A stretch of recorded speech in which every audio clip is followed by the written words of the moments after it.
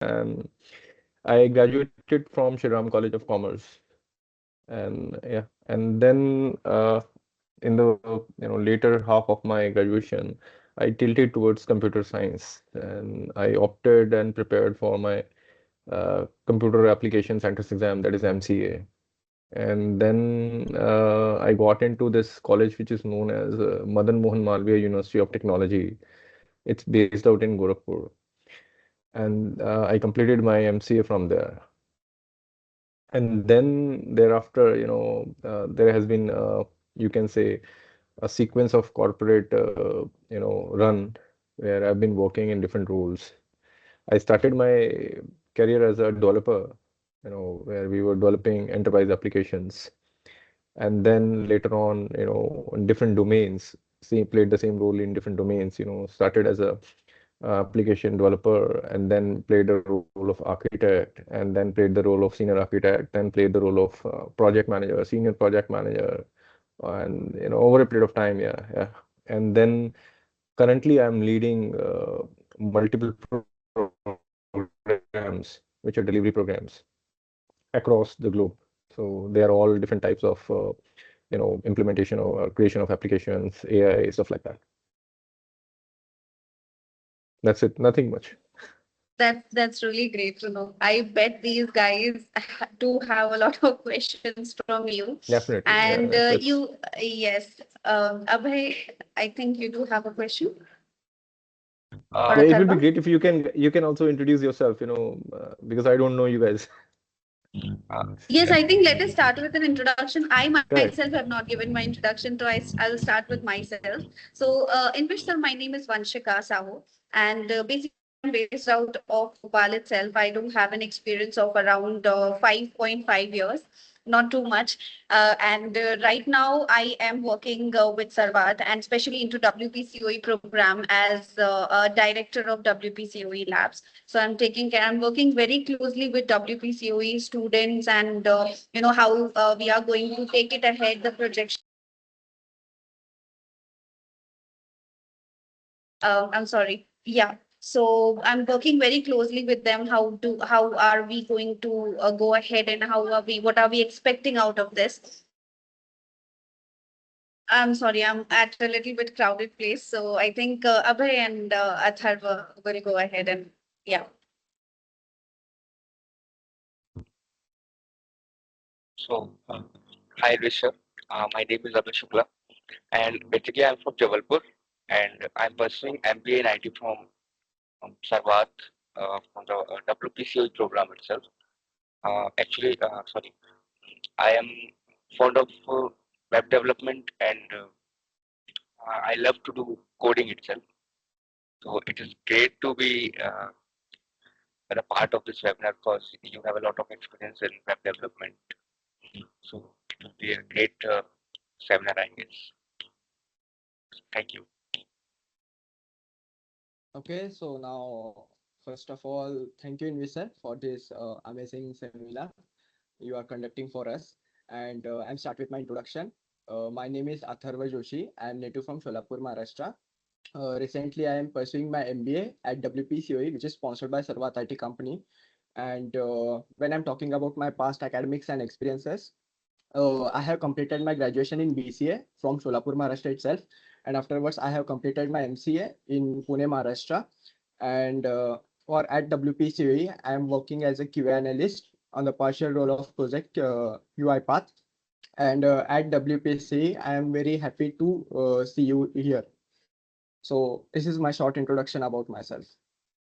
Great, great. Thank you. Yeah, great, great, great, great. Good, very good, very good, very good. Great, great, great. So you guys mentioned you were both doing MBA, right? Yes. In the same field, IT or? Yes.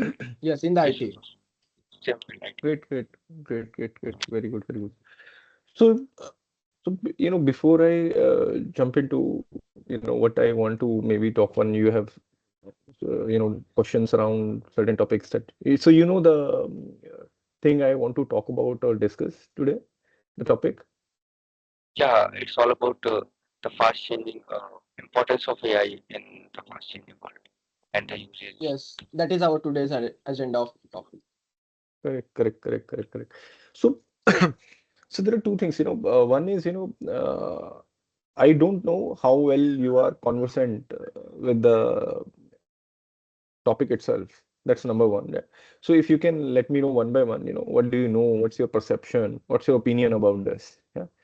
And that will be great help for me to understand what do you know about it, and I will, be able to take it forward thereafter, right? So, Athar, maybe if you can start with what's your opinion? What do you understand when you hear this? Because you're already working, so you must be hearing this day in, day out, right? What's going on with this, and things are changing around quite fast, right? So, what do you know, and what's your understanding of it? Uh, I don't know in the deeper mind, but at the high orientation, I just want to say that AI is artificial intelligence, and this is the need of the current today's era. And in the AI, there are so many modular structures are there, and it will work on each and every field from the manufacturing to the automobiles. And in my current field, which is in testing, the AI plays a very crucial role for writing the workflows, for implementation and execution of test Yeah. cases. There are so many automation tools or RPA tools are in the market, like robotic process automation. When we talk about my recent project, which is on UiPath, and over there I have working on the UiPath Studio. And in this, I will using the UiPath Studio with the robotic process automation to implement the test cases.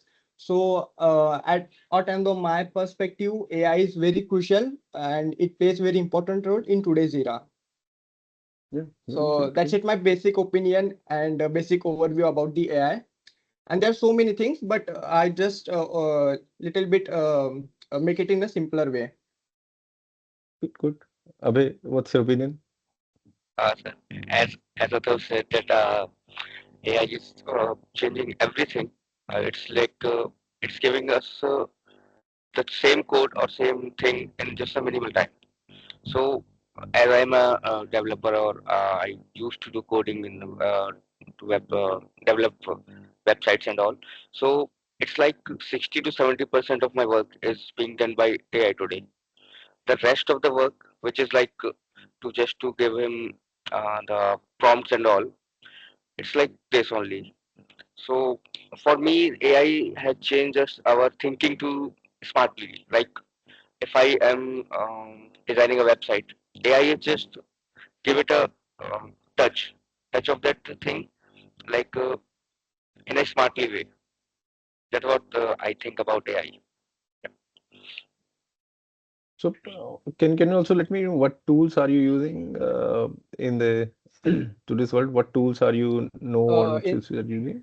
the current Yeah, era or in the current world, we are using the generative AI tools like ChatGPT, Gemini, then Black Box AI. Black Box AI is very famous for developmental, what we can say, developmental analysis and all. And for prompting and all, ChatGPT and Gemini is very, they plays very crucial role for analysis of the data, analysis of the company, and anything which we given to them. So correct. generative AI plays a Generative very AI. important role. Very good, Exactly. very good. Abhay, you use any other tools, or you also use the same? Uh, so I use Claude maybe sometimes. Claude is like Claude AI. Claude. If Yeah. I'm Okay. Claude, I use Claude, and then Lovable is there also. Mhm. Lovable, Figma. These are the AIs which usually help me to build the base of the code. But I Great, use great, it good. in a minimal way. I don't use like that. I'm Hmm. using it in a daily For basis, prompts, right? just Prompts, for mostly prompts. prompts. Yeah. Right, Right. right. So you guys, do you have opinion? What is the fundamental basis of this AI thing, without which this cannot be happening, without which this is not possible at all? I Any think idea? prompt engineering is one of the best way to implement and use that AI. Yeah. Yeah, yeah. So prompt engineering is as you mentioned, is definitely one way of to use it. So what I'm saying is AI itself has a basis, yeah, or concept, without which AI itself is not possible. Can you AI comes highlight some with of those the features? So yes, AI LLM. comes. It's Yes. a LLM. Right? It's a large. LLM. Yes, it's a LLM. large. Uh, yes, it's AI comes LLM. with the machine learning models, then Mm-hmm. AI Mm-hmm. comes with the neural networks, Yeah. then some of the part of deep learning is involved in this. And Mm-hmm. this is the Mm-hmm. core architecture of AI, where AI Mm-hmm. based on this kind of frameworks. By using these kinds of frameworks, it will runs. And there are so many algorithms is also used Yeah. to Yeah. make it and to think that AI. Yeah. So one thing that I would say is what you guys highlighted is learning. Yeah, is Learning. one fundamental thing. Yeah. So as a human, we also learn, right? So the simplest thing is, if you go over a task, say you have been asked to create a report, prepare a report, whether in Excel or whether create a code to write a report, right? You do it once, right? You do it twice, then you learn. This is like, and as you learn, and you do the same task again, so your efficiency, might improve. It's okay. It took me 10 hours to do that first time, but oh, I have a template already ready. My mind knows where to find what and just create the formulas, and it might take only 2 hours, 3 hours. Yeah. So it's a tendency, as anything, learns, the efficiency can improve over a period of time, yeah, of doing the same task without changing any parameters which might influence it, okay, in a stable environment, correct? So learning is fundamental thing, yeah, that is learning, which is very fundamental, right? And other thing is which is another fundamental thing is data. Yeah, without which, because I'm talking about in the context of AI, right? Without data, yeah, nothing would be possible. Yeah, so you have data about things been done, things been carried out, things been, worked out, and you're capturing that data.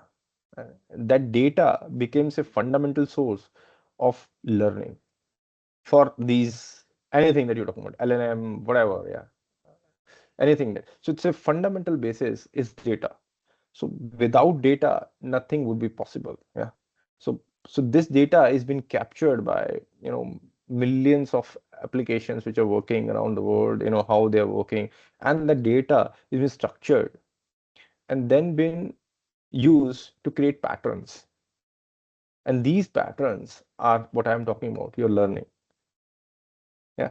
And these patterns have been fed, and these patterns know how to perform a job much easier, much faster, whatever, yeah. And just without thinking about it again and again, right?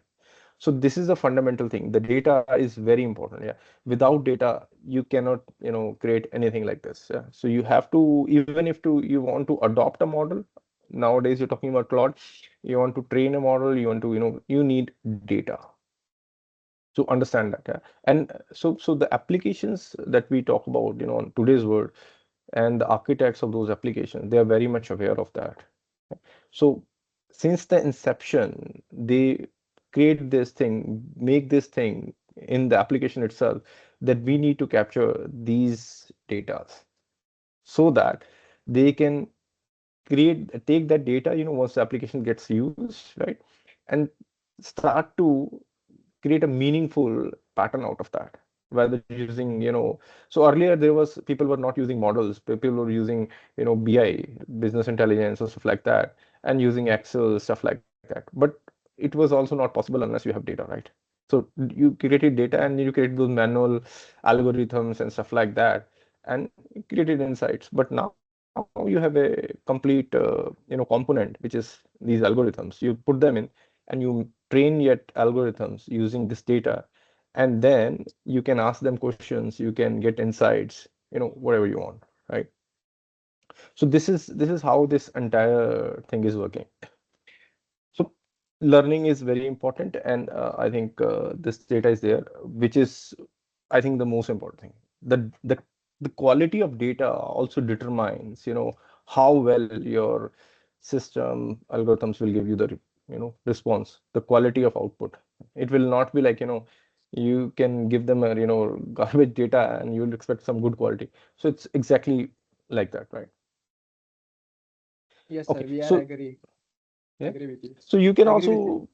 you can also share, your opinions on this entire thing, if Have you done any projects in this regard where you or you're doing something where you say, okay, you see something like data being captured and being used for creating insights?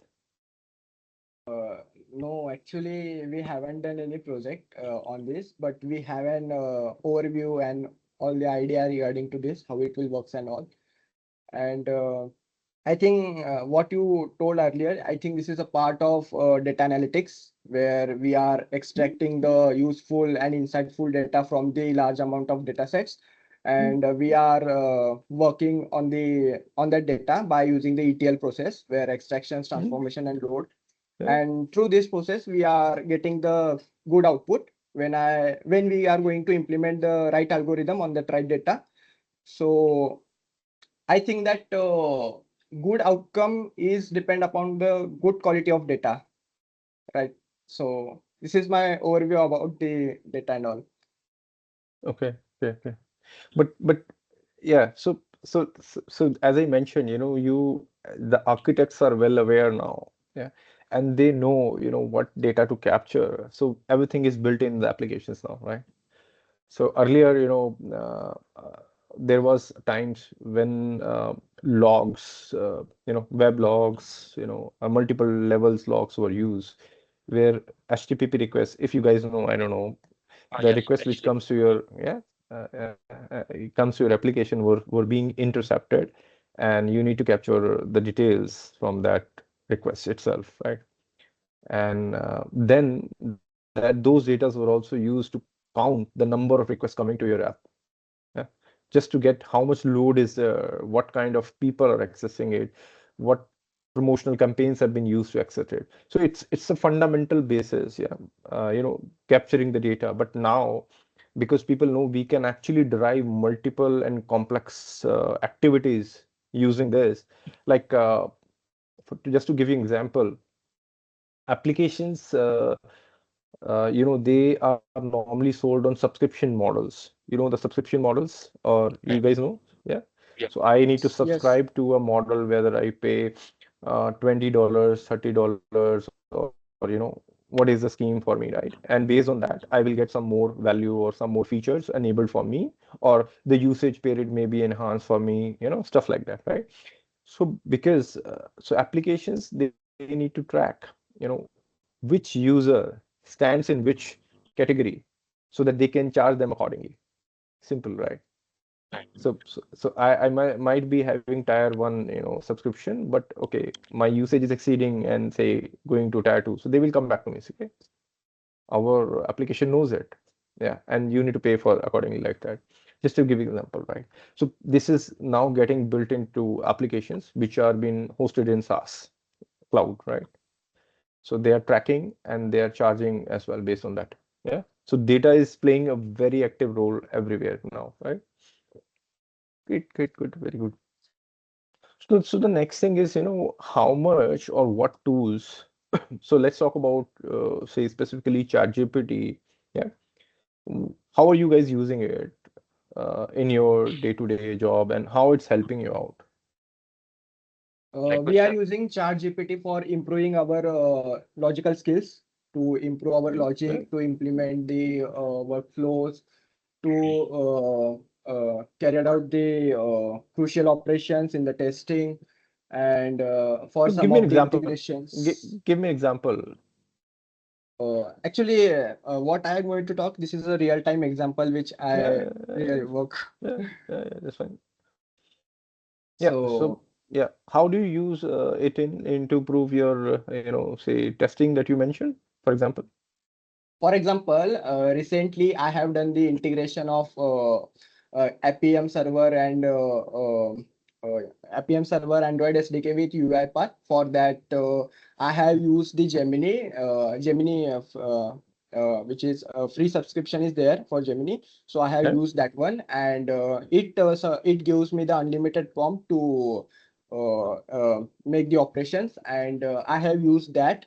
And when I'm talking about the all about the uses, so I have given the correct prompt and correct whatever implementation of operations I have given to the Gemini, and accordingly it will guided me how to make a steps and all, and accordingly I will did in my workflow, and it will success. Okay, so you're getting basically instructions from Gemini, so that how to Yes, do it, right? Okay, okay, yes. that's a good one. Anything else? Yeah, so as you asked how we are using and how AI is evolving us. So Yeah. just like that, Athav has said, we are using it in a daily basis for the logical buildings, right?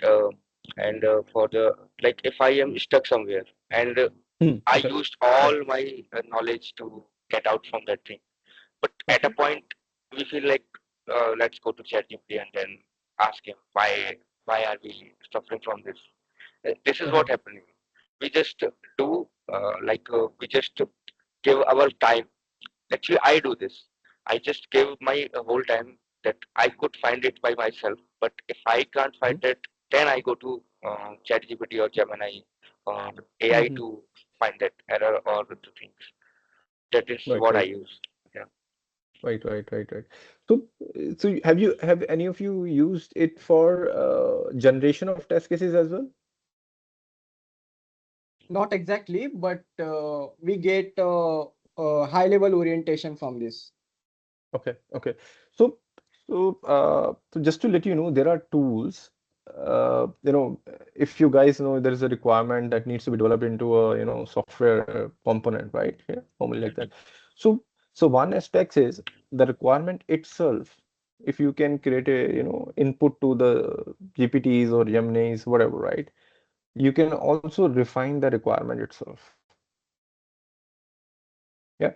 And by refining the requirement, what I mean is you can create acceptance criteria of that requirement. Yeah. Because normally, a requirement is very abstract and it might not be specific unless it is guided by acceptance criteria. You know, the person is not saying, it must do this four things, right? And just written, okay, create this box which does this and all that, right? So there will be so much time spent in question and answer and understanding what is the opinion, what is the perspective of the person who wants to get it developed. Yeah.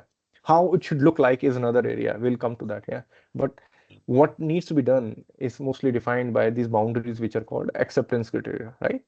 So you can refine the requirement itself, the starting point itself, and say to define the acceptance criteria. And it will use all its learning, of the similar kind of stories to give that. Yeah? So be aware whenever you are using these tools, it will always use the data it has to give you the output, right? Right. It does not have any intelligence, just to tell you that. It is not using. There are specific models which are adaptive intelligence, yeah, which has. Otherwise, most of the LMs, they just have this data which has been trained on, and they will use the data to give you the answer, right? This is the difference, yeah. You must know that. So, but you can use it because if thousands of people, lakhs of people have used it, so you can refine your requirement itself, yeah. And the fundamental thing you can ask is what are the assumptions in this requirement that I need to know before I go and jump into development, do that, like that, right? So you are well prepared to understand the requirement itself, which becomes a very good source of, creating a, software acceptance criteria, so the starting point itself get, improved so that, you later on, you are not suffering with issues, defects, expectations not met, and acceptance criteria, stuff like that. You can comprehensively develop itself, right? That's one part of it, right? The other part is, when the requirement has, the one you mentioned was mostly an integration thing. So not necessarily a UI is supposed to be developed, right? Mostly talking to APIs, right? But say a UI needs to be developed. It is actually the most fuzzy part of the requirement development because most of the people, oh, this doesn't look good to me. This is not intuitive itself. This thing is not right. You put it here, put it that, right? So you can use these tools to create multiple iterations of the requirement UIs itself. Yeah. Give it a different perspective, give it a persona, like say, so you guys know there is an application which is supposed to be used by an end user, right? Any application, right?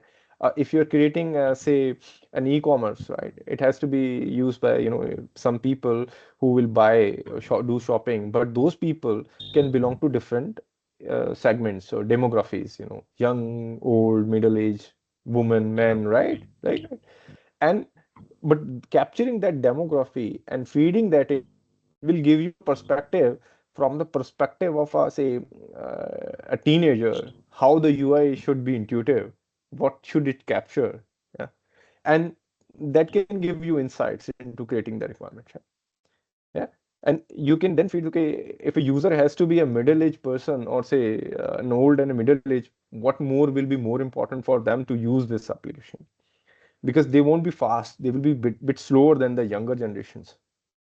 Yeah, just to give an example, right? Their choices might be different, their other nuances might be different, right? So, but the point is important is this can be very comprehensively used to enhance your requirements and your understanding of the requirements. It's not your ability, you can say the complete team's understanding of the requirements itself. Yeah, that becomes a fundamental thing. You can try and use it, discuss in your teams and say, okay, if we have not been, we can give it a try and see if it brings any value to us where we can actually increase our efficiency, because most of the time gets spent in these areas. Yeah, yeah, I don't understand, I might have so many questions, the person is not available to answer your questions. Yeah, so yeah, so just try to see, yeah, challenge, so it becomes a sparring partner. Yeah, but to for it to become a sparring partner, it should know the concept of personas, that who is expected to use it, yeah? Who is the person, and what, if you can give it more specific information about that, so that context goes to the LLM, yeah, and then whatever searches it does, they're refined by that context.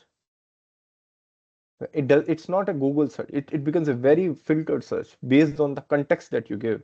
The area becomes very narrow, and then you get those results which are really close to your expectations, I would say, and it improves on that. Yeah, so that could be very good area, when when you start coding. Yeah, it's really important, right? And then a very interesting area, I don't know how much you guys are involved in, but is defining the architecture of an application, yeah, or defining the design of the software components, right? Define the interaction perspective, deployment perspective, all those areas, how, yeah. So this can be definitely used for creating those perspective, because as a developer in a bigger team, sometimes you are in an organization where these jobs are done by different people. Yeah, so you are part of one team, but you never know what will happen to the deployment, how the deployment servers will look like. And you're just, okay, I will write my web development and it's done. It will be deployed by someone, right? I will just check in my code, commit it, and fire and forget, right? And someone is there to take care of it, and someone is there in the testing team to do testing of it, yeah, stuff like that, right? So, so now another important thing, at this point of time, because of these tools, in my opinion, what I see this skill aspect converging going forward. Specialization probably will go down, and a person who knows these things, and can work in different aspects of software development with these tools will be very much in demand. You're trying to get what I'm to say? Yeah, So yeah. because, yeah, Evolve with AI. You are saying that. exactly. So the convergence will start taking place over a period of time, especially in software development, right? When so these silos will go away for sure. Development sends to testing sends to deployment and all that infrastructure thing. Oh no. So there will be some convergence we already start seeing, and it will be getting more and more, as you see, because these tools are getting really intelligent in doing different tasks. You must have heard of this thing called agents now, right? Agentic AI. Heard of Agentic it? AI. Yes, Yeah, agentic AI. Okay, okay. So these agents are now going to be your friends in your Yes. offices very soon, where you Yes. say, okay, there's an agent to deploy the code. There's a no agent to run the integration testing. There's an agent to do the performance testing, and there's an agent which will orchestrate or coordinate everything for a developer, right? So yeah, so that's what I meant. When say the software teams will evolve in a very different way now. It is a path. It is a journey. Yeah, but it will happen. Yeah, it's not going to happen a day or two, but it is a path which has already started, and you will see that happening over a period of time. Our smartness is how well we know these tools in these areas, how we can utilize the power of these tools in these areas to enhance our understanding of these. Say, just I just took one topic which was requirements and stuff like that. The other could be architecture. I just told you about that, right? Third, you already know is generation of the code, right? Yeah, about cursor, lovable, about code assist. Thousands of tools now they are coming up. Startups are coming up. Everyone has it. Yeah. So you can actually start writing code, and they will keep on helping you complete the code for you.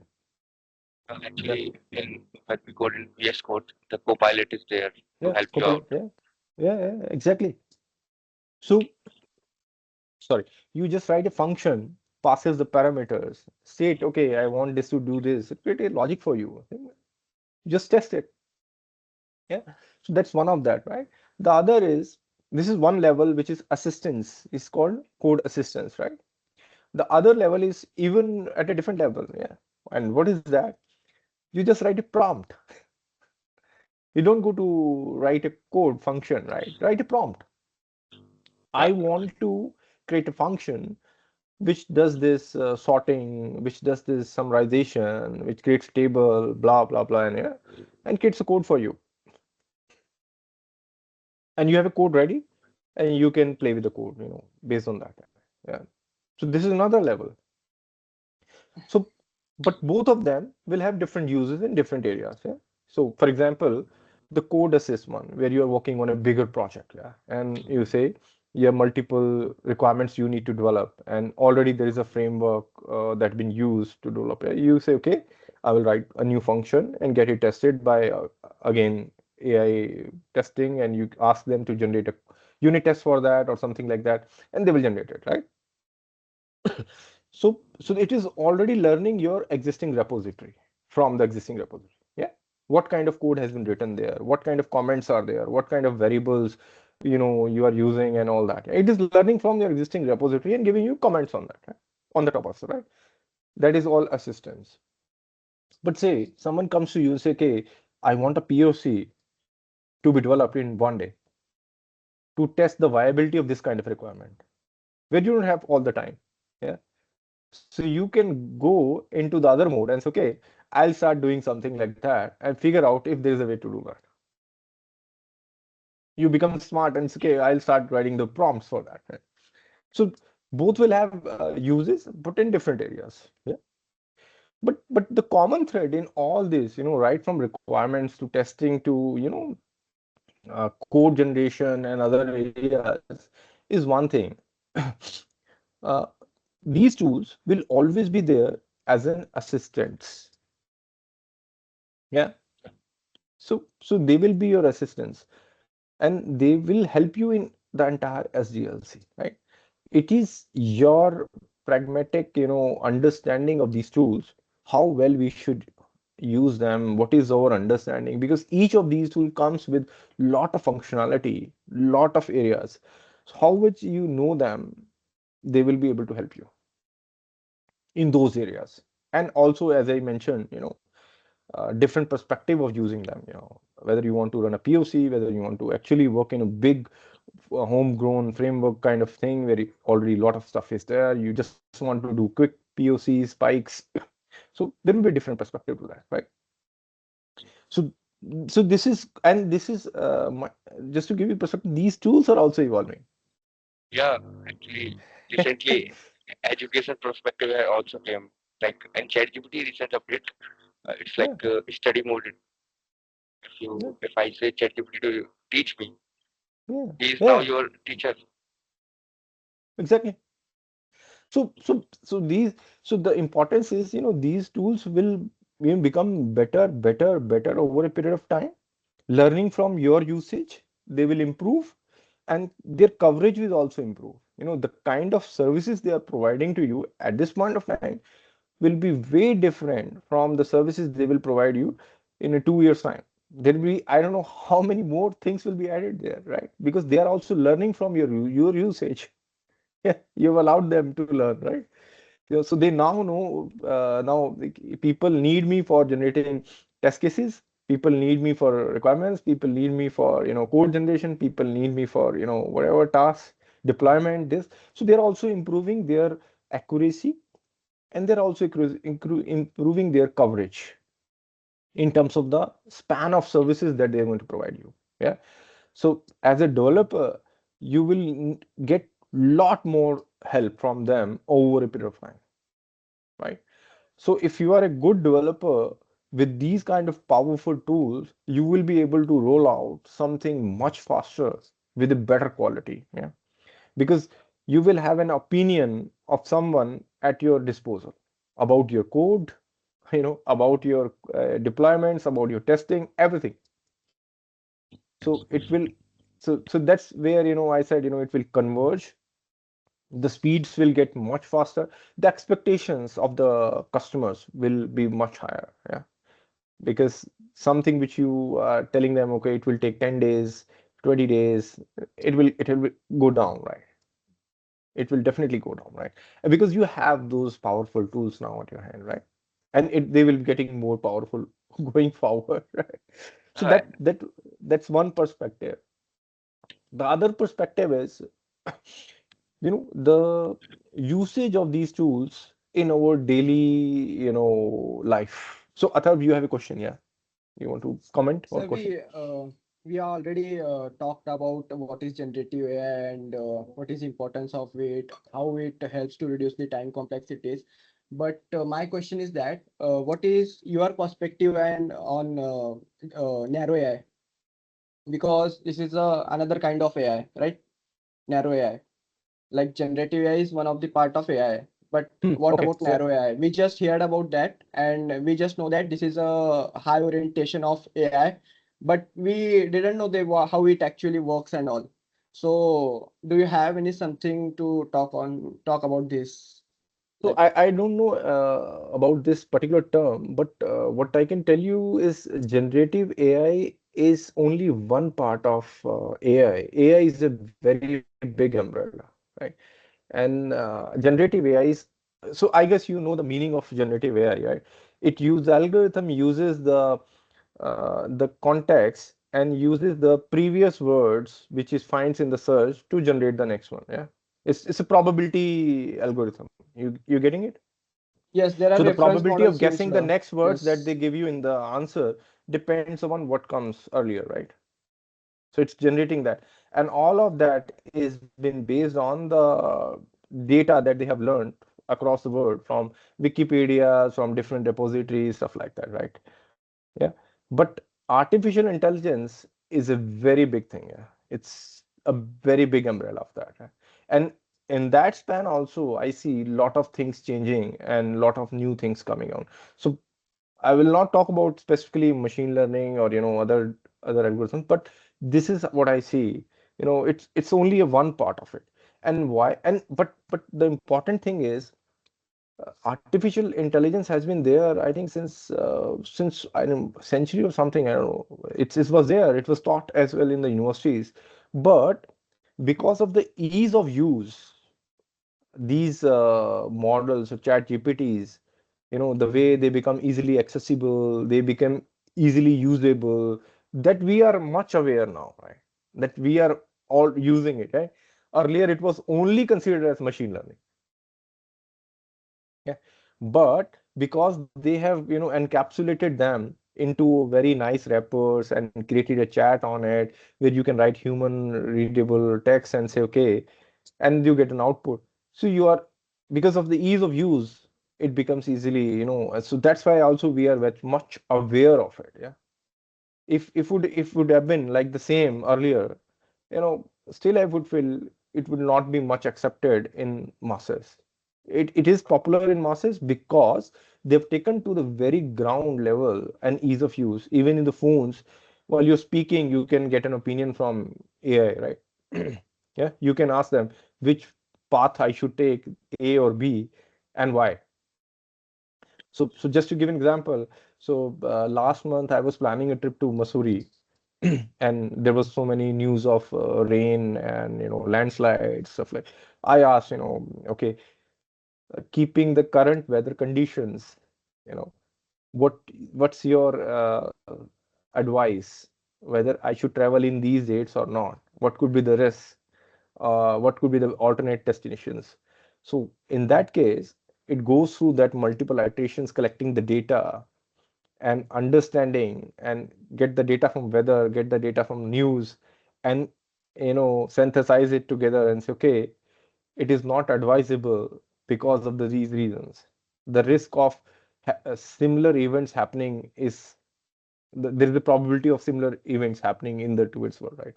So this is the other part where in our daily usage, these components will get integrated. So you already have them integrated, I would not say, but they will get much more integrated. So one is in your phones you already have, right? So earlier you used to do some Google search and say, okay, what are the probable places to go, and it usually gives you only the URLs and the links in there. But now you have an AI mode, and it's okay. It gives you a complete explanation for that, and much less time, much easier. You can say, okay, I can take a decision and say, okay, which way to go, right? So other example I would like to give from the usage perspective is so normally in festivals, yeah, all these e-commerce portals, Flipkart, Agio, and whatever, Amazon, they come with their discounts. Yeah. And sometimes you find, okay, a similar product is available on Agio, Flipkart, and here. And you go to Flipkart, it's okay, what's the offer on this? What's Agio, what's the offer on what is the offer on this, right? Yeah. And now you go to ChatGPT and say, okay, I want to buy a Reebok shoe, which is best for running. My budget is this much. Give me the best deal available in these, and it will do everything for you, and it will give you the decision in hand. Okay, I would suggest to go for this because the reviews for this shoe is better and it's available at 70% discount on this. So so as a user also, I'm talking about the usage perspective. So as a user also, your life is getting influenced by it at every Yeah. stage, but that also depends upon how much of you are using it. If you don't have that idea that you can use it, you can get your job delegated to this, then you will not be using. But it saves a lot of time and it gives you much more information than these browser searches. So just to give you an idea, so you guys heard of perplexity.ai? Yeah, yeah, Okay, we yeah, are using it. yeah, yeah, you're using it. It's Yes, freely available on yes. Airtel connections, right? It will So give these the quick guys, response as yeah, compared to uh, other generative AI yeah, tools. yeah. So it is very famous. And yeah, and these guys, they have launched a browser called Comet. Comet. I'm using the Comet Yeah, also. yeah. So now you see, they have launched a browser to use to take you to all the searches. So earlier, everyone's default was Google. Yeah, probably Google, right? Now you have Comet, and Comet does all these searches. They do all the intelligent searches. They don't do the normal semantic search, right? They do the intelligent searches, right? So you get a different output altogether. And that's how the usage also and the awareness also is being going to change. Or that's an example of how the things are going to evolve over a period of time. The browsers are also going to evolve over a period of time, right? Yeah, yeah, Sir, just we recently talk about the mobile phones, and we will discuss about how it works and how AI perform their crucial role in that way. But my question is that there are so many phones or latest mobile phones which comes with the inbuilt AI features. yeah. So what is your perspective on that? Because what do you think? It is good or something else? What is your perspective? So there are many things, so organizations, so you should understand the rationale behind these features. So if Apple, so I have Apple, so Apple is have this Apple Intelligence, it normally comes with that, right? And it is not only the search, but some of the features also have these intelligence, yeah, when you're using, other than Siri and everything, right? So one aspect is the organization, they want to take those things to the lowest level to the users. Yeah. So ease of use that we mentioned. Yeah. Behind the scene, there will be a data center which will be processing your this Siri request. I don't know, in America or somewhere, right? Maybe in some ocean, right? But uh, a simple person who's sitting, say, in Jabalpur, maybe a farmer in Jabalpur, if he knows the power of it, yeah, yeah, can get a really great information on that, can be very much aware on that, especially when they are getting multilingual. They can understand different languages, right? That's one part of it, right? These organizations, they gain because they're capturing the data. And with that data, they can improve their, features, they can improve their usage, coverage, and the features they provide across the board, right? They just need data for that, right? But as an end user, if I don't care about, if I'm not so panicky about talking about, really private affairs on my phone, it's a great help, great help. But taking it to the right people is possible only, if you have a tool to give them. And I think phone is now the cheapest possible source that even and anyone can afford. Laptop people cannot afford, right? Still costly, yeah. They don't see a value in it, yeah, because it can do only one thing, right? But phone, they can do the payments, yeah, they can talk to people, yeah, they can get messages. And if this gets coupled with this power of AI intelligence, where they get a lot of great answers, great awareness, it's something really great for them. Yeah, so the way I see it, like the one revolution that happened was Geo thing, where Geo made the mobile phone available to each and every category of the, Indian, everyone had that phone, yeah. Beyond that, nobody, it was thought to be a luxury. Yeah. I got my first phone, I think, in 2000 or somewhere. Yeah. Yeah. Something like that. But at that time, cost of the phones were really, something like very expensive. Yeah. But with the Geo, you get this phone from 500 rupees or something. Yeah. It was available. You can use stuff like that. Yeah. So that made at least every stratum of the population to get access to connectivity. Yeah, so connectivity can happen physically when you create these roads, when you create this infrastructure, connect the cities, lower cities, create the transportation, stuff like that. Or nowadays, very fast with digital connectivity. Yeah, because nowadays, if you have digital connectivity, people are doing remote jobs from any part of the world. Yeah, doesn't matter. Yeah, because you are able to give that connectivity to them, so they're able to deliver in that period of time. Yeah? So you are well connected with some, it's perfectly fine. You're getting the job done. So the connectivity is very important, and connectivity is enabled by these devices and the network, which is again, again investment question, but these are really important topics. And it is so there is a very interesting implementation of AI in these areas as well, where they're improving the availability of network, based on the load and stuff like that. They're also working a great deal on that.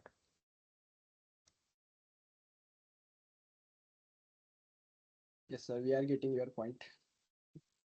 Yeah, so the point is, if you can take a concept to masses, yeah, that is the most important thing.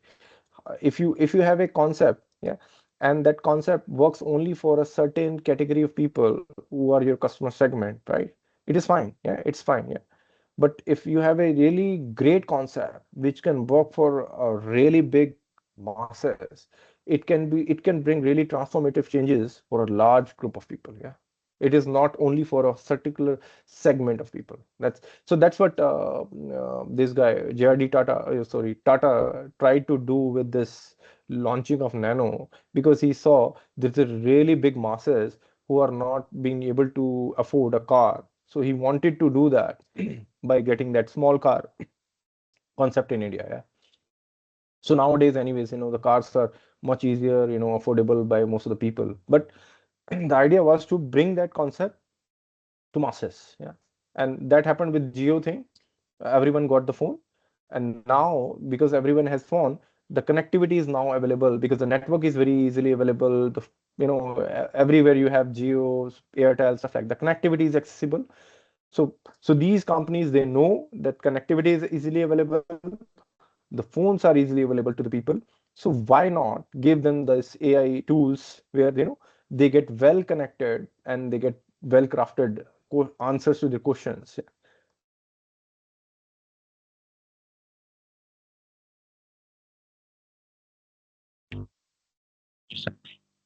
Got understand.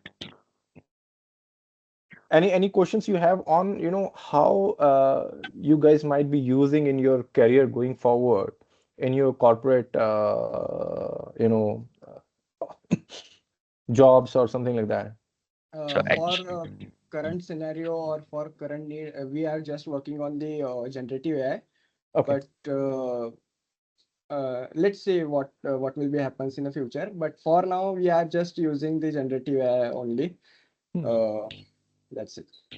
So my take on that is, so as I mentioned earlier as well, generative AI is a very small part of the entire AI umbrella. Just remember that, right?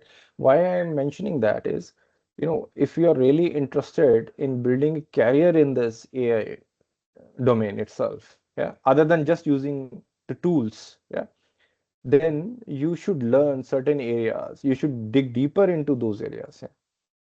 But if you want to pursue a career in other areas, but you want to use the AI tools, then it is good to be conversant with the tools that we just mentioned, right? It is fine, yeah.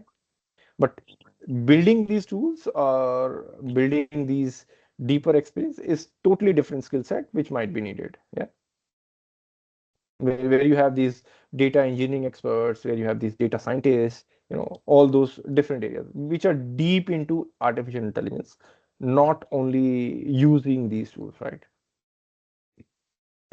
Yeah, Abhay, go on. uh, sir, as you said that there are a lot of tools, lots of AIs are in the market. What do you often use? Like, what is your Okay, favorite AI you use to generate or something? okay, okay. So I use most of these tools because I keep on exploring their usage patterns. Yeah. So, for example, ChatGPT, for example, Gemini, because I have that in Apple Intelligence because I am using Apple phone. I also use Perplexity, as I mentioned, and I sometimes get very different results compared to ChatGPT when I do a lot of researches. Yeah.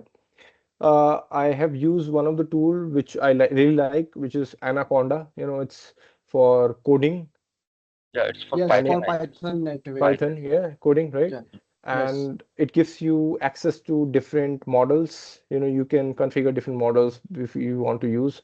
And you can do prompt coding, you can do, assistance coding in that, and it gives you really great results.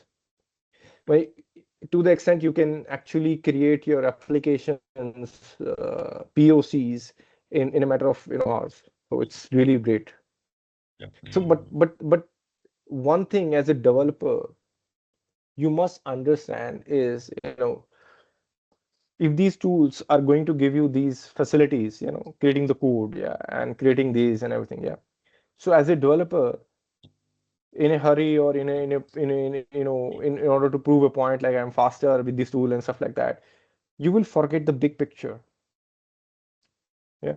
The big picture is if how these components fit together to create an application, which is normally known as the architecture of the application. Yeah. So the architecture of the application is very important. And unless how my architecture or my application as a whole will scale, how will it perform? Yeah. You won't be able to do justice to your job as a developer as well, right? So if you are supposed to develop, say, integration components, yeah, for example, multiple applications you want to integrate your application with, right? Using HTTP APIs and stuff like that. So unless you know what should be the architecture of my, integration component, which should be generic enough to talk to any of the HTTP APIs, right? You will be creating different ways of integration using these tools, and maybe creating a mess of itself. So that knowledge is still I'm able to figure out, where we are actually understand the complete perspective while doing the smaller parts of the job. So that is very important. Yeah. So even if you're doing the smaller uh, development, yeah, make sure how it conforms and add value to the bigger picture of the entire application. It is not going against the tenants or the governance framework of my bigger application, because this can also relate to a lot of security risks. There can be a lot of problems. I'm not going to talk about it, but I'm just giving you hints. So these applications are making it easier for you to do coding, yeah. But unless you have a perspective of a bigger perspective of how an application should perform, how secure it should be, that it should not be hacked, yeah. So you won't be able to create that kind of quality code in there. You will be just able to complete it faster. But enterprise wide, we need lot of good code. A good code is called which is scalable, which has security built in, right? Which conforms to the bigger picture, right? So that is also the game, right? So that is what I say, as you grow, these tools probably will get into these areas as well. They will tell you over a period of time that how the component you develop is good with these areas that you identified: security, scalability, conformance to the entire framework, yeah. So all the non-functional requirements basically, right? So but they will get smarter. As of now, they are working on it, and they will get a lot smarter on that. So it is going to converge for sure, but it will take some time. So these are the coverage wise tools where they will increase their services going forward. And also we should remember, these tools, they're getting you into the habit of using it. Yeah. Yeah. So this is their rational, right? So there is a Actually, they are model like called freemium model. Yeah, you understand the freemium model, Spotify model, the 3 months free, and then they will put you on some kind of a slab and subscription model, right? right, right. So they want all these companies to get used to it, and once everyone is used to it, the developers, they will say, okay, why should I do the job? Use my mind on that. I'll write a prompt and say, okay, do it for me. There's an agent to deploy the code. There's an agent to do the testing and stuff like that, right? So that will also happen, where these companies will say, okay, you will have to pay these many bucks for to use these agents and stuff like that. That will be also the case, yeah. So there will be the things that you will see in the future. As of now, also, you have to pay certain rates to use code assist or stuff like that, yeah. But these will give you a lot of more options going forward, and you will have to pay for it, yeah. Yeah, Vanshika. Right. So, my question is certainly in the broader aspect. So, I have, as I mentioned, that I am working very closely with the students and everyone else, right? Yeah. So, in my past experience, also, I've been, interacting very much with the students. So, I have realized that not only students, but the professionals are now, very much worried that AI is going to replace their jobs. Right. So, since we are actually talking around that topic, so I would really like to know that what are your views on that? Is it really going to happen, or is it going to be a friend who is actually helping you? Because, Yeah. now you see in the organizations like Wipro, TCS, companies, Yeah. MNCs companies are also laying off a lot. Yes. Right. Yes. And that AI is a very, crucial part of that layoff as well. So I would really like to know your view on that. Okay. So I will give you a bigger perspective on what I think on it. So we definitely see TCS doing retrenchment of 20,000, someone else, Wipro. So what we should also know, what kind of jobs were these? Yeah. Or what we should also know, is it a regular feature of them Earlier they were doing silently, and now there is a press release for that. But we should know all that information, yeah, before we take a call on that. Other thing that we should know is Accenture has decided to put 4 point some billion dollars in creating AI infrastructure, which is more than the increment in the annual revenue of all Indian IT services together for this year. That's what I'm saying. Yeah. So just think about that. So companies will also invest, but in new areas. And who will develop those areas? Yeah. Right. So what I think, uh, our level of awareness has to improve. Yeah. Earlier we are in India, most of the IT services company, they are considered to do some kind of maintenance work or maintain these applications for big companies, yeah, and all that. And they're doing that for, I think, I know so much period of time, right? So that kind of work will definitely go down. Yeah, because there is a better way of doing it. There is an easier way of doing it. There is, earlier, for example, just to give an example, say there is an infrastructure where there are a lot of servers, yeah, and these servers need to be maintained by an infrastructure team of 50 people, yeah, for example, yeah. This is a big cluster, right? So now with these artificial intelligence tools who are monitoring the network or monitoring, the pilferage and stuff like that at runtime, they can, yeah.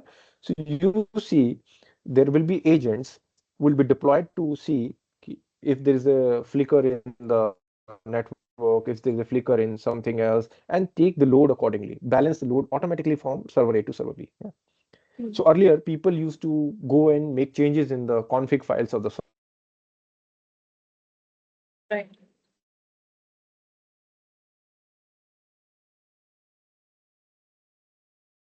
There's some internet issue from his end. Yes, Vanshika, I think the they will stuck, I think. Yeah.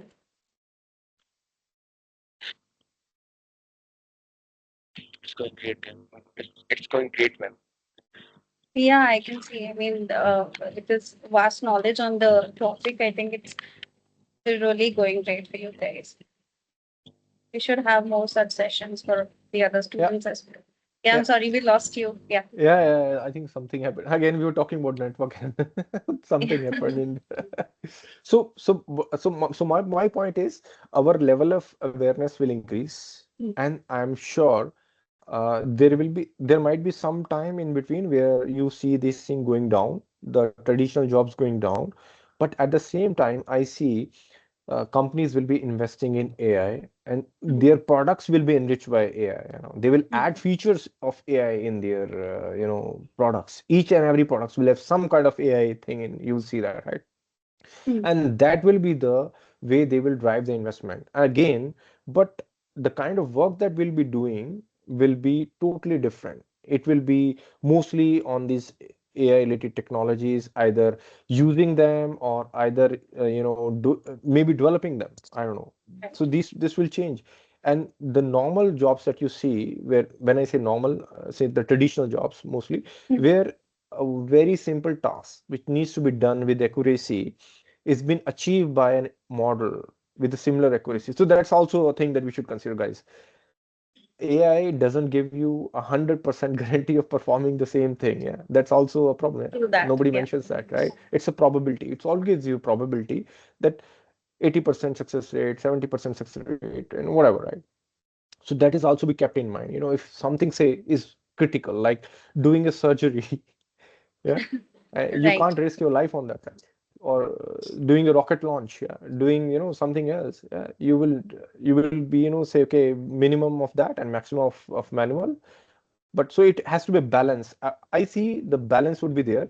Currently the balance is tilts towards more of manual and less of AI. And I think this balance is something which is forcing the manual getting lower and AI getting increased. So that, but the best balance would definitely be 50-50, most probably. But the level of awareness will change. The kind of work that we are doing should change, will change, and the way we normally do the work will change. Whether it's development, testing, it will change for sure. So, and you mentioned you were working with students for Yes. teaching them some courses or something like that? I'm more into training and, Training, right? yeah, Okay. right. So the training itself will go through a disruptive change, I'm telling you. So Agreed. these Yes. platforms like that you have, all the platforms, they're Mhm. already planning big time on including AI in that. And you know, as of now, also I can create some right away in 10 minutes, some kind of training modules or something, Right. what I ever want, right? So these are going through a big change. And I believe, there will be a trend, maybe sooner or they're already started, micro learning trend, where you will see these Twitters for learning something.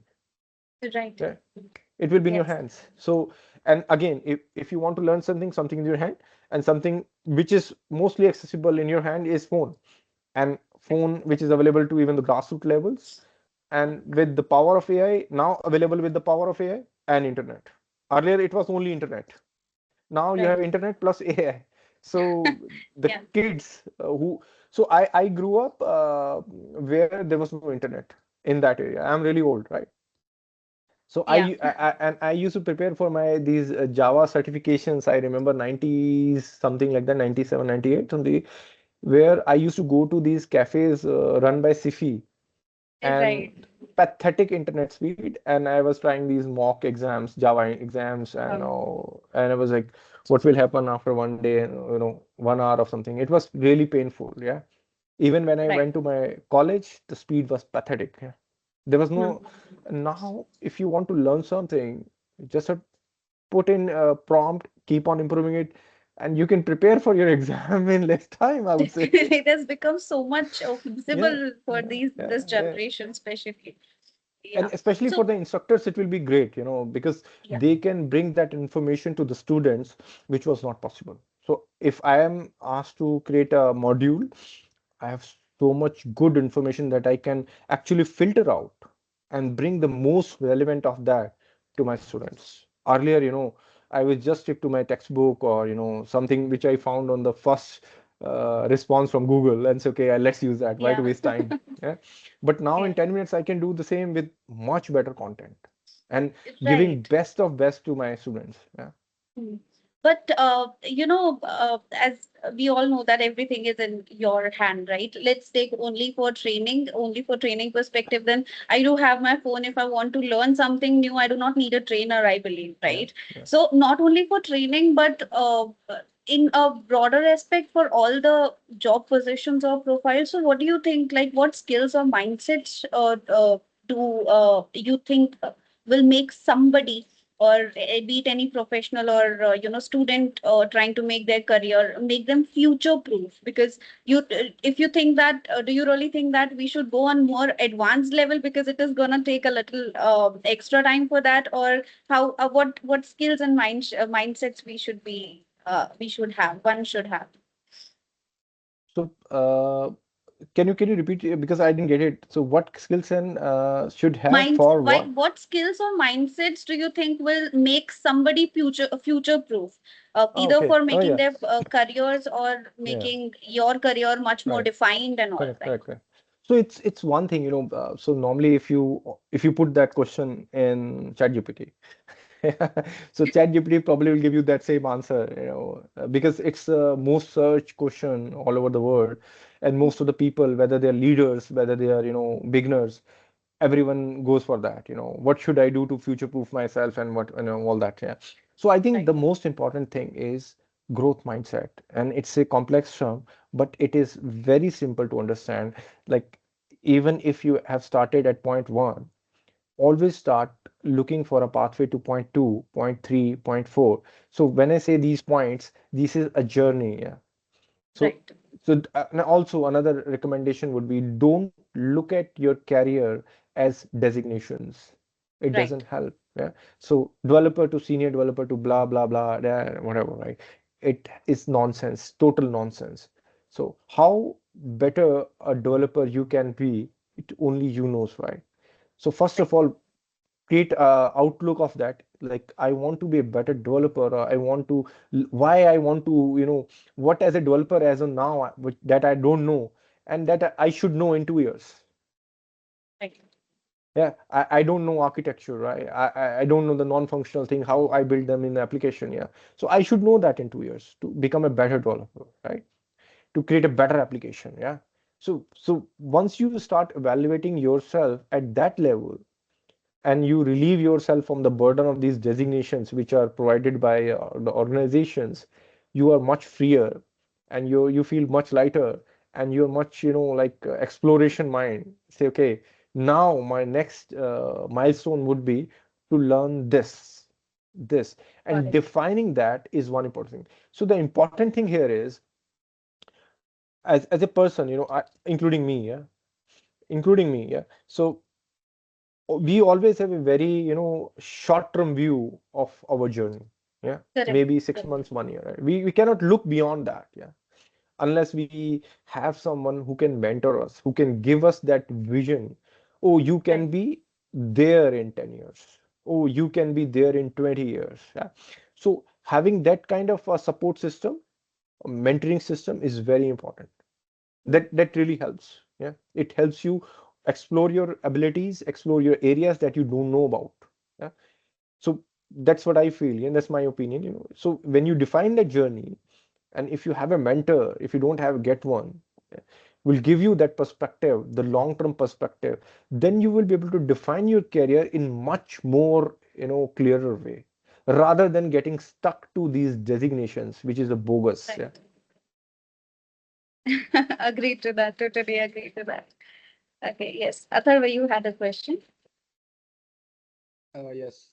So my question is, so do you have any real-time example where you seen that, yes, AI has solved this problem at a national level? I'm Mm, asking and mm. thinking about apart from the jobs, apart from the study material and all. So do you Right, right. have any kind of real-time example to explore that? So please. Right, right. So there will not be one example, but I think there will be many examples where AI is solving these problems and will solve those problems. Yeah, I'll give you some basic things that I see as an individual, right? So we normally go to these when we travel within a city, right? Yeah, you travel within a city, every 100 meters, 200 meters, you have a traffic red light. You have a traffic light, right? Yeah. And it starts with some counter, 1 minute, 30 seconds, 20 seconds, and it is different for different people. Yeah. So here it is 30 seconds, here it is 120 seconds. Yeah. Here it is 20 seconds, 30 seconds, right? And as of now, I see this is all manual. The traffic people are setting that in the software and say, okay, this will be 20, and it remains 20. Even it is a Sunday, it will remain 120. For the people, they have to suffer. So people are working on this, where this will be driven by AI, measuring in real time the load on the each side of the road to see what is the actual traffic, based on whatever KPIs they will see in collection of data and all that. They can put in sensors and stuff like that, and then they will calibrate it accordingly. It will not need any human to intervene it unless they switch it off. So in India, it's everything is possible. Uh, but I think if you Google it, you will easily find such applications across the world. And it is a very scalable model, and it saves a lot of time. It saves a lot of fuel, and it's ease of use because people don't get unnecessarily bogged down because bigger red lights and stuff like that, right? And also, uh, Google is already using it. Yeah, Google Maps is already using it heavily. It gives you real-time information. Don't follow this route. There is a landslide there, or stuff like that. Avoid this, road closures, stuff like that. So you can accordingly adjust your speed of the car. It also gives you knowledge on what should be the speed of the car on this road based on which part of the city you are driving in. But this is just one of that. Across the world, banks are using very heavily AI to detect these fraudulent transactions. Yeah, they have a big departments of risk and fraud detection. Yeah, fraud detection, I would say, which use this data. I can let you know. So there was an interesting thing. Yeah, data. The first point that I made. Yeah, so there was a credit card which got stolen. Yeah, and and mostly the credit card was shopped for buying a bottle of wine and some diapers. Yeah, there was a pattern on that. Yeah, and out some month it was used to buy, a bottle of wine and something else, necklace or something. Yeah, it was, and that got flagged in the fraud detection system because of the normal pattern got exploited. I'm just giving you an example of that. It was mentioned in one of the magazines here. So these are some of the patterns where we don't even know that they've been used. So now the biggest example is, Airtel. So they have included the spam detection in the network itself. It's all that pattern base. So you already get whether the message is a spam or not. You get a call a spam or not. So they're doing it earlier. It was not. It was done by something. You need to use Truecaller or something like that. Huh? So Yeah. that feature has been included in the network implementation itself to check the pattern and see whether this is going this way or that way or whatever is. So they can do these classifiers and say, okay, classify it as spam or something like that. Yeah. You use this emails. So Gmail is using to classify your mails as spams. Yeah, simple.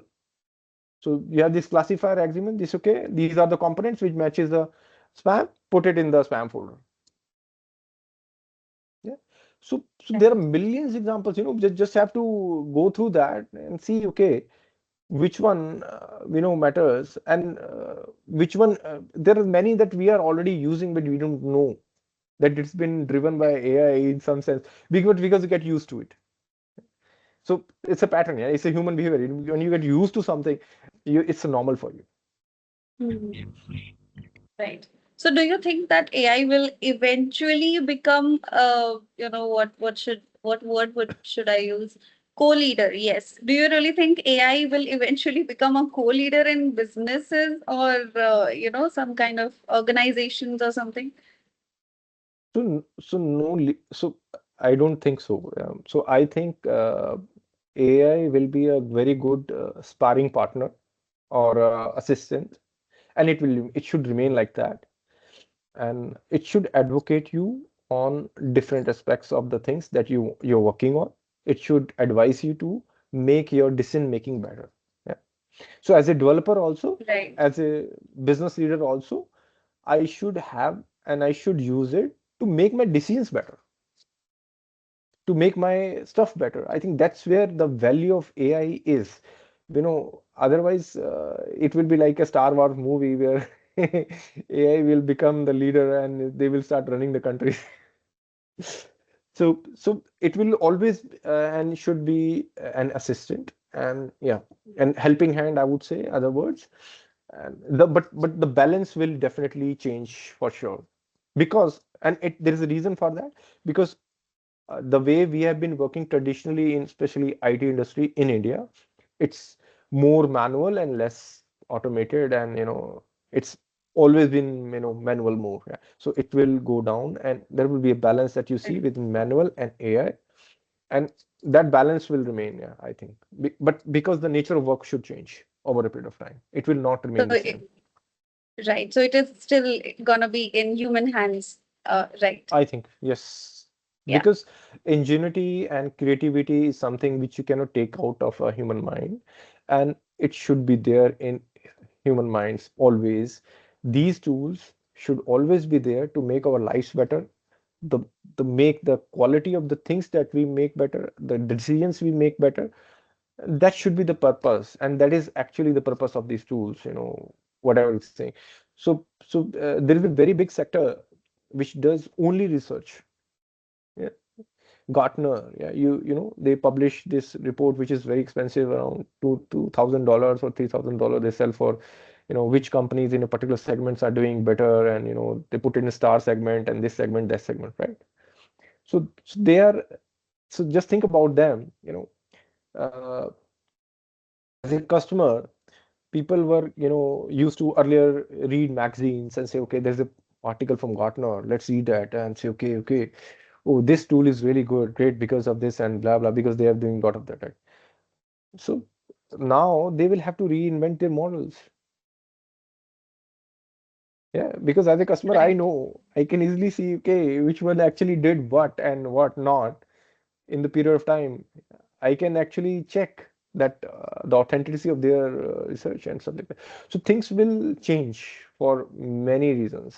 So these things are, uh, they're also shaping this is also an important point. Yeah, these tools are also shaping the way we think. Right. It's very important. Correct. So logically, they might be, in a direction, to some aspect, they might make us weaker. That is also a possibility. They might make you weaker because earlier, if I have to write a code, to create something, I will do a small sketch of algorithm. I will put in some data sets, what should be the probable inputs, what should be probable outputs. Then I will write what could be the error conditions that can happen that I need to take care of. So all that process I was going through to write a code, small piece of code, right? Then I was going through a whole lot of work to test that code, to make it robust, to think about all the functional, non-functional things that should be included in it, right? But now, if I have assistance in hand, I'll say, okay, I will grab a cup of coffee and it will do the work for me. Yeah. It will do all Yeah. the heavy loading for me. Yeah? I'll just give it my expectation. So that's where, over a period of time, it is a very high possibility that heavy reliance on these tools can weaken our logical reasoning for sure. Because if you see it in comparison to the social media apps, right? Yeah. So like Instagram, right? So nobody knew of Instagram, right? 10 years ago, right? But now Right. everyone knows about Instagram, and most of the times, whenever you are free, your mind goes to Instagram and you start scrolling. What Yeah. is this? So they have taken the most important thing of out of your life, that is your time. Just think about that. Nobody realizes that, that the most important thing earlier, what we used to do, we used to plan our day, and I'm talking about myself. Okay, there's a Sunday, Saturday. Okay, what I'll do is maybe I'll go for a cup of coffee, maybe I'll go for buying some books, maybe I'll meet some friends. I used to plan my day like that and go with my, daughters here and then I'll go for run, stuff like that. Now, if I'm sitting idle even for a minute, okay, I get lost in those reels for 20 minutes, 30 minutes, and sipping coffee again. And I'm, have lost the importance of time totally.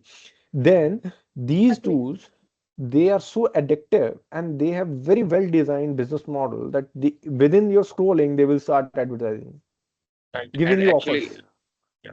And actually, Instagram has also included the auto scrolling Yeah, functionality yeah, in it. yeah. It will do it for you. You don't have to scroll now. Just open the Oh my God. Instagram and it will So, do everything for you. yeah, exactly. So just think about that. And within that, you won't even realize, they will say, okay, you're scrolling reels and oh, you might be, they capture your data. Yeah. Immediately they create a profile for you. The kind of reels you like more and, like them or, scroll more. And they know who is this person. Yeah. The moment they know who is this person, they start sending you offers. They start sending you those advertisements that you might need this product, you might need that product. There is a discount here, there is a discount there, there is something like that, and all of they want to do is they want to capture the market, right? As a lowest level, as a demo, and you don't even realize that. Yeah. Yes, That recently I would like to share one thing as well. Recently, I was just going through my Instagram, and then sometimes I feel very captured towards astrology as well. So there was a person who was actually giving prompts on how to get yeah. your chart or something out of Chat GPT, and he Oh was my giving God. exact prompts as well. Yeah, So I should not have, but I did try yeah, as yeah, well. But yeah, and it has given a lot of details about my personality as well. yeah, So yeah, it is kind of yeah, dangerous as well. yeah, yeah. So they know As, it. Yeah. As you keep on doing, they know it. They capture that. That's again data. And then there's an Yeah. algorithm, AI algorithm already doing the work for it to categorize you as one of the users and as one of the consumers. What kind of preferences? They build a persona for you, and based on that, they send all the advertisement offers to you, and they keep on doing that. So the nudge will work, and you will say, okay, I'll do this. And over a period of time, the problem is you won't even realize that you're doing it. You're just doing it. And Yes. why are you doing it? I'm just doing it. I don't have anything else to do. I'm doing it. So that is, if we compare it to the same thing that I was saying earlier, Once you get used to these tools over a period of time, there is a high risk and probability of the logical risk going down because you don't know how to use your brain. True that. You will never use it. Yeah. Because the tools will say, I will do the requirements for you, I will do this for you, I will do everything for you. You see, I will just check it whether all the steps are there or not, and it might do it, right? So there is a possible risk and scenario, I don't know, maybe 5 years down the line, where the tools are so much in our life that won't be using our brain to say, That okay, is so true. so this is a high possibility. So at the moment, there is a study also going on, how much of the exposure of this thing should be given to the kids.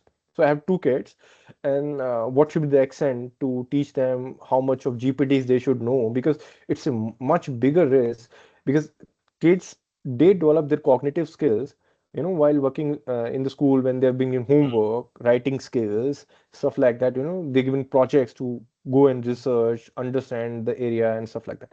So if you expose them more, the cognitive skills will stop at that point Correct. only. So so so everything has to be understood. So what I also see at this point of time, on a policy level or industry level, there will be a lot of governance models that will come into play, as and when these tools and technologies get stronger. There will be a lot of governance will be in play, where they're applicable, where they're not applicable. They will be governed. If you let them loose, they will be really pathetic. They will ruin your life. So you have to be in, so humble suggestion to you is, you have to be in charge of your life. Right. Even though I also try it very hard to sick myself. So what I do is I delete Instagram for weeks. It's out of my phone. Yeah. So when there's no application, you can't get anything notification, and you're totally out. Yeah. So that's the way I try to intercept it. Yeah, because otherwise you get into this and you forget what are you doing, what are your priorities. So other suggestions to you guys would be, get into a habit of reading. Yeah, so buy books, hard printing books, and read them. That is a very good exercise for your brain, for your understanding, for your vocabulary. It gives you a perspective. It's really great. Uh, and so that is a very good habit to it, and create a milestone for you. If I am in marketing, I am in IT, I'm following this thing, what books I should be reading. Yeah, what is my target to complete 5 books, 4 books in this area, so that I know this area.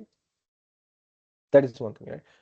Along with that, if you think there are some good training courses by some really good people, attend them. Yeah. So it's all about adding more values to you while you're doing your job, right? So that is the way you can grow yourself. Don't get stuck to the designations or positions, but the value that you can do. Yeah, the while doing the same job, if you can improve yourself in some other areas, learning different things, that is your actual growth. And that is actually, this nutshell, everything is growth mindset when you are planning ahead. And mentors really help. Sorry. So that's another point to be included.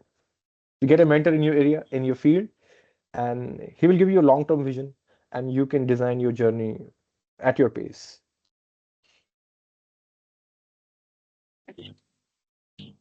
Got it. So, do you guys have any other questions to ask? Yes, Vanshika, I have final question, and this question is in the future perspective.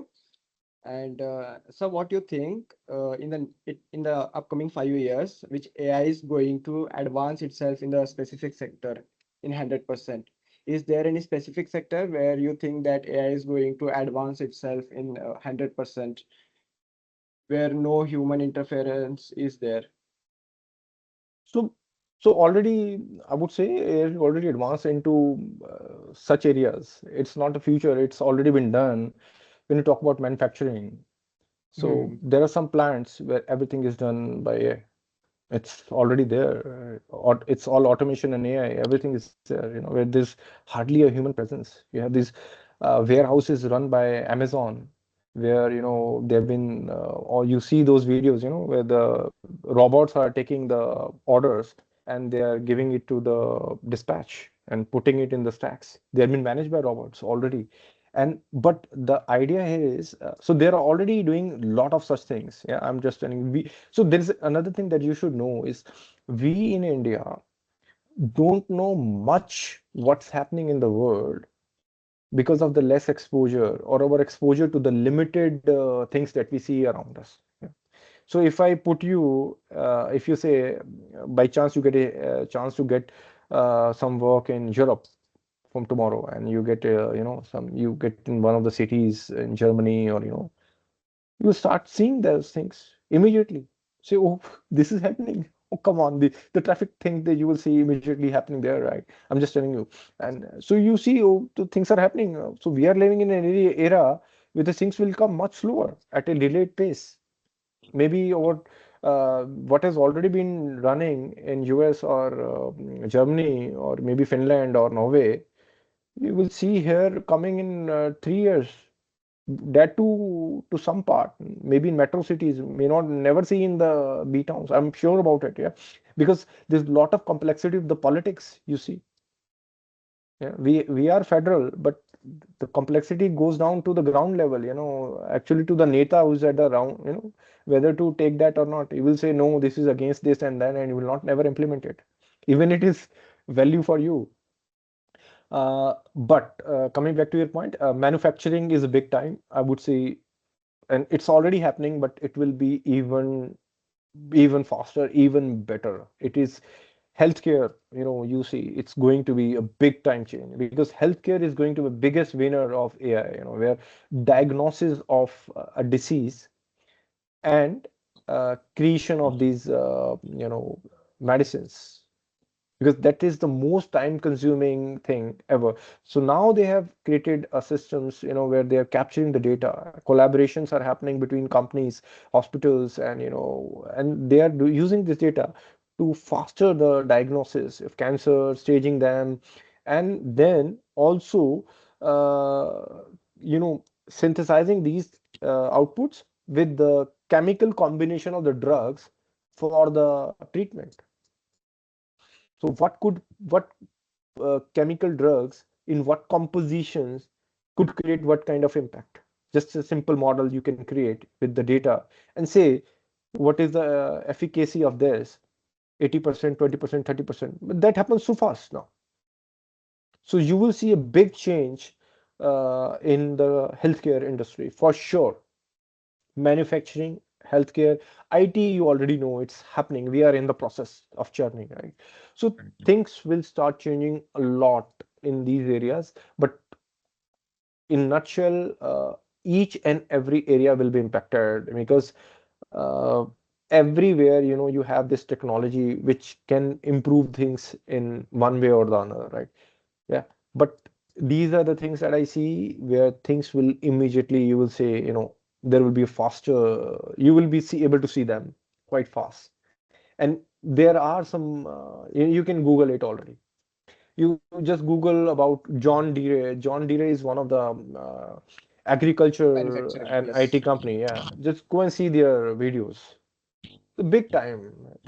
So it also depends upon the companies which are investing big And time running also this. Tesla is also launching fully Tesla. automation. Yeah, you know that. Yes, in Yeah. their manufacturing plants. So the humanless cars already there, right? Humanless trucks are there. China is big time there. So it's all happening at the same time, and we don't know it because of our limited exposure of things. The more exposure you get, so my suggestion again would be, Vanshika, and your server team can be, the if you can get these exposure to your students from bringing people from different areas of the world who are working in different domains, that will be awesome because then they can give you, okay, uh, transportation, what changes are happening, manufacturing, what changes are happening. Yeah, so it will be that exposure which people normally don't get because of these big boundaries. Yeah. That can be a big concept breaker, where our assumptions are whether we question it, whether it is possible or not, and they're doing it. That kind of change Yeah. is there. Come on. So that's a change, yeah, that needs to happen so fast in us as well. That's what I called awareness. Right. Okay. So, Abhay, do you have any question, final question, or you are Uh, fine with it? I am done with the questions because sir has given already my answers in that because sir is also from the web development background, so Right. he gave all So the you guys questions. must have very interactive. I've seen it. So this is one of the most interactive sessions in which that.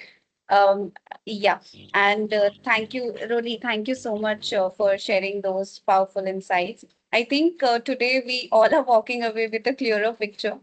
Great, Right. great, great, And great. as students and as professionals, I believe that it's on us to stay curious. We'll have Yes. to keep learning and use these tools responsibly and that too creatively. Yeah, yeah. So and on behalf of everyone here, thank you once again for your time and for inspiring us to see the future not as something to fear, but something to Yeah. build. Yes, Yeah. definitely. So thanks a lot for this session. And my only so when I was talking to Anil, so my only thing is, the sessions are really good, if the participants can take even a single takeaway from it, that I have learned something, even a single, value addition is there that can drive some kind of small change. It's a value for me. Yeah. Because if I am investing time, it's a value for me. If you have learned even a single thing, yeah, that's a big value for me. Yeah, investing my time Yes. in such sessions. Yes. Yeah, Agreed. Agreed. great. We would like to Uh, have definitely more sessions like that. sure, sure, Okay. sure, sure. And I think Definitely. we will connect with you personally. Anshul or me, anyone would connect with you Sure, personally sure, for setting up the next interactive session sure. with you. Yeah. Definitely. Thank you. Thanks a lot, Thank you so guys. Have a much, nice Inwish, weekend. sir. It's Bye, bye. really nice having you Bye. here. Thank you. Bye. Bye. Bye, sir. Thank you so much. Okay, guys. Okay. Thank you so much. I hope it was effective enough for you as well. Yes, I believe Vanshika, the we get session was a really lot of nice. insights from this. Yes, Right. Actually, Sorry? it was actually we it was got a a great lot of session. insights from this. Not a Right, single insight, but right. lots of insights Lots of regarding to the insights, sir. generative AI, then prompt engineering. We will discuss about the frameworks in the AI. Then we will discuss about the multiple AI tools, which are going to very good in the future. So there are lots of things we all already discussed with the so. Great that you have got a lot of things to learn and that you have also realized that you have to be more creative and not completely depend on AI. I think we can pass it on to other students as well. There should be an experience sharing Because session of you guys as well. this session is Yeah. very interacting because the topic is also interesting The and AI. it comes under our domain. Definitely. So that's why Definitely. it goes to very good Uh, manner. Okay. Sure. So we'll connect back later and thank you so much for your time as well. okay, man. Okay. Thank you. Sure. Bye. Thank Enjoy you the so weekend. much. Bye. Bye, sir. Bye, guys. Bye. Bye, Vanshika. Take care. Bye. You too.